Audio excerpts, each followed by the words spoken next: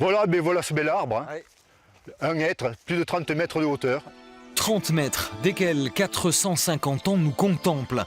Un hêtre ancêtre du XVIe siècle, le plus vieil arbre de la montagne noire et le plus beau d'Occitanie, malgré les outrages du temps.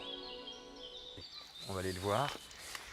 Alors un vieillard, 450 ans, mais il a un peu justement mal vieilli cet arbre. Comme tous les vieillards. Bien souvent, il leur faut des béquilles. Hein. Il a fallu absolument, comme un vieillard, lui mettre des béquilles, des énormes béquilles, pour supporter ce poids qui se déporte vers l'extérieur.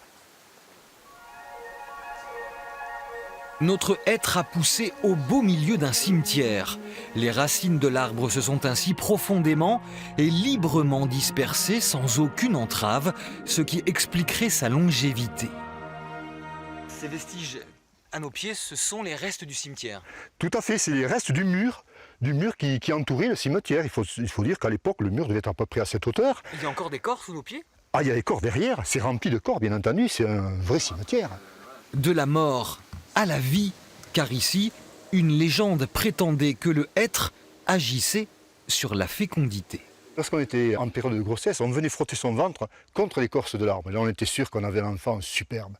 Deuxièmement, une autre légende qu'on retrouve aussi dans les archives, c'est les couples qui avaient des problèmes pour enfanter, pour avoir des enfants.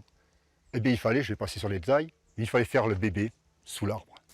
Situé sur un chemin de randonnée, l'arbre attire forcément tous les regards. Alors je ne connais pas d'autres arbres, mais celui-là est très représentatif et il a une présence et une âme sur ce lieu. Oui, tout à fait. Vous voterez pour lui? Je voterai pour lui, bien sûr. Et pour voter pour sa vieille branche préférée, direction internet sur l'arbre de l'année jusqu'au 2 décembre.